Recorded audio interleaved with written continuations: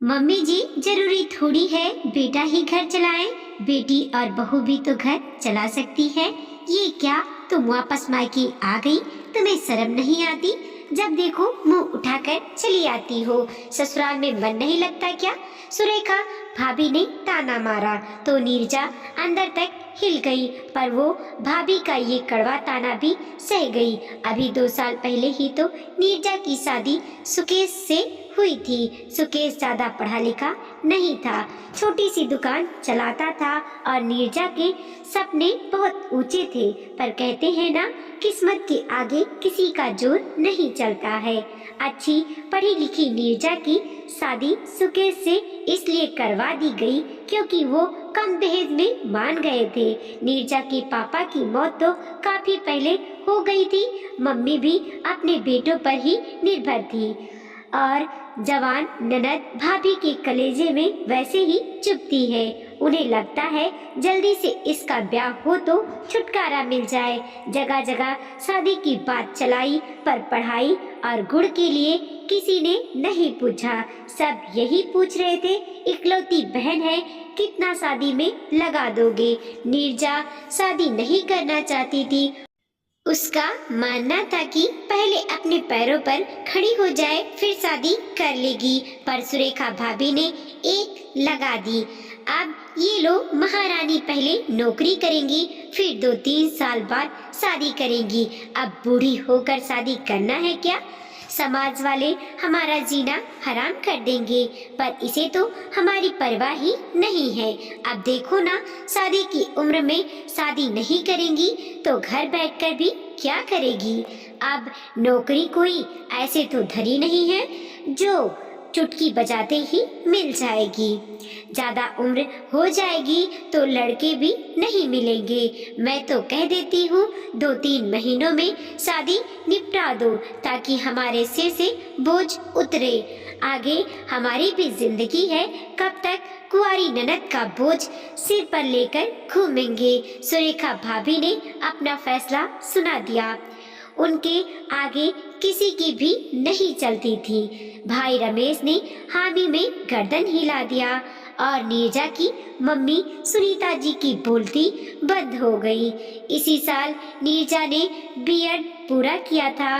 बड़ी मुश्किल से उसने ये डिग्री पूरी की और अब वो नौकरी करना चाहती थी, पर सुरेखा ने पूरा घर सिर पर उठा लिया था।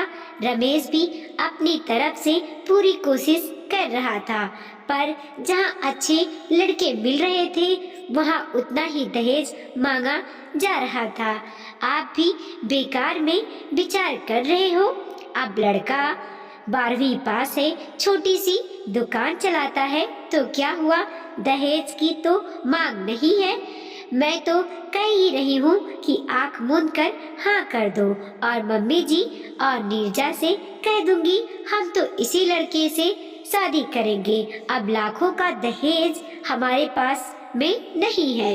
रमेश ने घर पर बात की तो सुनीता जी बोली, एक ही बहन है, उसे भी कुएं में धक्का देगा क्या? घर वर तो अच्छे से देख ले। नीरजा तो अच्छी पढ़ी लिखी है, वो 12वीं पास के साथ कैसे रह पाएगी? कैसा भाई है, अपनी छोटी बहन भी बोझ लगने लगी है। मम्मी, सिर्फ नीरजा ही नहीं, आप और मेरी पत्नी भी मेरी जिम्मेदारी है। मेरे बच्चे भी तो हैं, मुझे उनका भविष्य भी देखना है। सारा धन बहन के ब्याह में लगा दूंगा तो मेरे बच्चों के भविष्य का क्या होगा? फिर मैं भी बहुत ज्यादा तो कमाता नहीं हूँ। मुझे तो ये रिश्ता ठीक लग रहा है। लड़के वाले की कोई मांग भी नहीं है, इसीलिए तो मैं हाँ कहने जा रहा हूँ। यह सब नीरजा सुन लेती है। भैया, आप मेरे जीवन का फैसला करने जा रहे हो और मुझसे एक बार भी पूछा नहीं। मेरी इच्छा और मेरी मर्जी क्या है? आपको भी मेरे नौकरी करने से दिक्कत है? मुझे अपनी जिंदगी के 2 साल दे दो। मेरे पास बीएड की डिग्री है, फिर मैं कमाऊंगी तो आपका बोझ भी हल्का हो जाएगा। बस अब चुप कर। मैंने और सुरेखा ने फैसला कर लिया है, तेरी शादी उसी लड़के से ही होगी और अब तुझे जो भी करना है अपने घर जाकर करना। अब हमारे सिर से तो बोझ उतरे। भैया, आप मुझे बार बार बोझ कहकर बुला रहे हो। कल को आपकी बेटी भी बड़ी होगी तो क्या वो भी बोझ होगी? उसकी शादी भी जल्दी ही बिना उसकी मर्जी के कर दोगे क्या? नीरजा ने सवाल किया तो रमेश और सुरेखा चुप हो गए। भाई और भाभी के दबाव के कारण नीरजा ने शादी के लिए हाँ कर दी। अपने सपनों को टूटता देखकर वो बहुत रोई। सुनीता जी ने उसे संभाला और उसकी शादी सुकेश से हो गई। नीरजा शादी होकर ससुराल आई तो देखा यहाँ का माहौल एकदम ही अलग था। घर परिवार में पढ़ाई लिखाई से किसी को कोई लेना देना नहीं था। सासू माँ ने यही बोला कि लड़की को पढ़ाकर क्या करना है, उसे तो चूल्हा चौका ही तो संभालना है। अब तेरी पढ़ाई को चूल्हे में झोंक दे और रसोई संभाल ले। हमें तो पढ़ी लिखी बहू नहीं चाहिए थी। ये तो तू हमारे बेटे को पसंद आ गई, तू इसीलिए हामी भर दी, वरना लड़कियों की कोई कमी नहीं थी। ये सुनकर नीरजा मन महसूस कर रह गई। उसे लगा रहा था कि उसके भैया भाभी ने उसकी पढ़ाई की कीमत नहीं समझी तो क्या हुआ, उसके ससुराल वाले जरूर समझेंगे। कम दहेज लिया था तो वो तो यही अंदाजा लगा रही थी कि वो लोग खुले विचार के होंगे और किसी वजह से वो सुकेश की पढ़ाई पूरी नहीं कर पाए होंगे। ससुराल में आर्थिक स्थिति ज्यादा अच्छी नहीं थी। उसके ससुर जी लकवा ग्रस्त थे और बिस्तर पर ही रहते थे और सास घर देखती थी। दो छोटी नंदे थी जो स्कूल में पढ़ रही थी। सुकेश ही एकमात्र कमाने वाला था और घर उसी से चल रहा था। नीरजा ने तसल्ली से घर की हालत का मुआयना किया। अपनी सास सुमित्रा जी को समझा।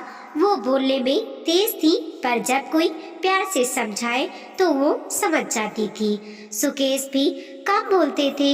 उसे बस सुबह से लेकर रात तक दुकान संभालनी होती थी। घूमने फिरने का भी समय नहीं मिल पाता था। वो अपनी पत्नी नीरजा की बहुत इज्जत करता था और उसे प्यार से रखता था। शुरुआत में नीरजा ने सबको समझाया और फिर उसने एक दिन जब सास अकेली बैठी थी तो बात की। मम्मी जी, अभी तो दोनों बेटियां छोटी हैं, अब ये दोनों स्कूल से कॉलेज जाएंगी। कल को इनकी शादी भी करनी होगी तो इतने पैसे कहाँ से आएंगे? सुकेश की कमाई से तो बस घर ही चल पाता है, भविष्य के लिए कोई सेविंग तो है ही नहीं। अगर घर चलाने वाले दो जन हो तो घर आराम से चलेगा, भविष्य के लिए पैसा भी जमा हो जाएगा। हाँ बहू, तू तो ठीक ही कह रही है। अब देखो ना, सुकेश के पिताजी तो बिस्तर पकड़े हुए हैं। दोनों बेटियां भी अभी छोटी हैं। अब कोई दूसरा बेटा भी नहीं है जो सहारा बन जाता। वो कमाता तो घर चलाने में और भी आसानी होती। सुमित्रा जी ने कहा, मम्मी जी, जरूरी थोड़ी है बेटा ही घर चलाए, बेटी और बहू भी तो घर चला सकती है। अब देखो ना, मैंने भी बीएड की हुई है, अभी भी मुझे अच्छे स्कूल में अच्छी नौकरी मिल सकती है और मेरी पगार भी अच्छी खासी होगी। सुबह 7 बजे जाओ और दोपहर तक घर वापस। अब अच्छा वेतन आएगा तो घर को ही सहारा मिलेगा। दोनों नंदों का जीवन भी संवर जाएगा। अब ये भी अकेला कितना और क्या कर लेंगे। नीरजा ने इतनी आसानी और शांति पूर्वक समझाया तो उनके दिमाग में ये बात तो बैठ ही गई। उस वक्त उसकी सास कुछ नहीं बोली और ना ही गुस्सा हुई। अगले दिन जब दोनों बेटियां स्कूल जा रही थी तो उन्होंने देखा कि एक जूते घिस गए हैं। तूने बताया नहीं तेरे जूते घिस गए हैं, भैया नए दिला देता।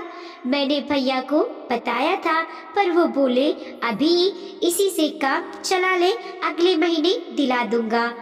भैया हमेशा ऐसे ही करते हैं, हर जरूरत को अगले महीने पर टाल देते हैं और वो रुहासी होकर स्कूल चली गई।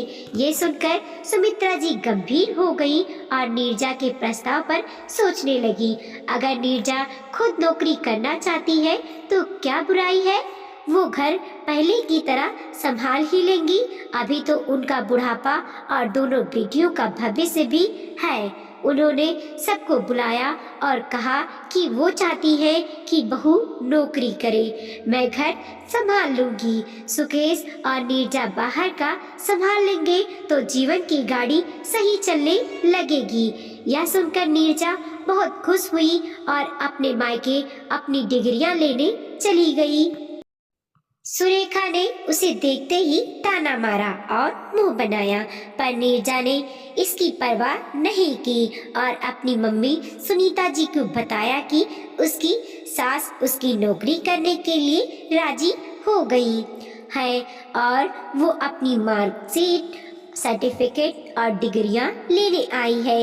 ये सुनते ही सुरेखा चौंक गई। वो तो कभी नहीं चाहती थी कि उसकी ननद नौकरी करे और अच्छी जिंदगी जिए। आखिर उसके ससुराल वाले राजी कैसे हो गए। बहुत कोशिश करने पर भी नीरजा ने ये ना बताया कि आखिर उसकी सास उसकी नौकरी करने के लिए कैसे राजी हो गई। नीरजा एक समझदार बहू थी। अब ससुराल ही उसका अपना घर है और वो अपने घर की परेशानी, अपने घर की बात घर में ही रखना चाहती थी। नीरजा ने शांतिपूर्ण ढंग से अपना सामान लिया और अपने ससुराल चल दी, पर जाने से पहले वो अपनी भाभी सुरेखा को कहकर गई, भाभी आपने तो बहुत कोशिश की थी मेरी जिंदगी नर्क बनाने की, पर मैंने भी ठान लिया था कि मैं अपनी जिंदगी संवार ही लूंगी। इतनी मेहनत से दिन रात जाकर जो मैंने पढ़ाई की है उसे इस तरह तो बर्बाद नहीं होने दूंगी। मैं अपने पैरों पर एक दिन जरूर खड़ी होकर दिखाऊंगी। इसीलिए मैंने कोशिश की और मैं जीत गई। अब कुछ ही दिनों में मेरी नौकरी लग जाएगी, फिर मैं अच्छा कमाने भी लगूंगी। अच्छा, वैसे आपको कितनी पगार मिलेगी? सुरेखा ने मन लेते हुए कहा, भाभी आप कितनी भी पगार मिले वो आपके लिए नहीं होगी। मेरी सारी कमाई मेरे अपने घर ससुराल वालों के लिए ही होगी। आपको तो 1 रुपया भी नहीं मिलेगा। ये कहकर नीरजा ससुराल चली गई। कुछ दिनों की मेहनत और इंटरव्यू के बाद उसे एक अच्छे स्कूल में टीचर की नौकरी मिल गई। अब नीरजा अच्छा खासा कमाने लगी। घर की आर्थिक स्थिति भी सुधरने लगी। घर वालों की जरूरत भी पूरी होने लगी। समय के साथ नीरजा ने एक बेटी को जन्म दिया और उसका प्रमोशन भी हो गया। अब वह सीनियर टीचर बन गई। उसकी पगार भी बढ़ गई। एक दिन सुबह घर में कोहराम मच गया। नीरजा के ससुर जी अचानक चल बसे। पिछले 4 सालों से वो बिस्तर पर ही थे।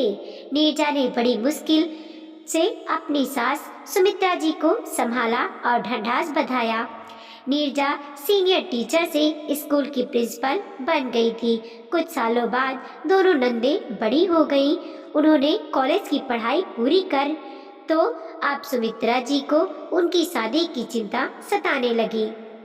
वो जल्दी से दोनों की शादी करना चाहती थी।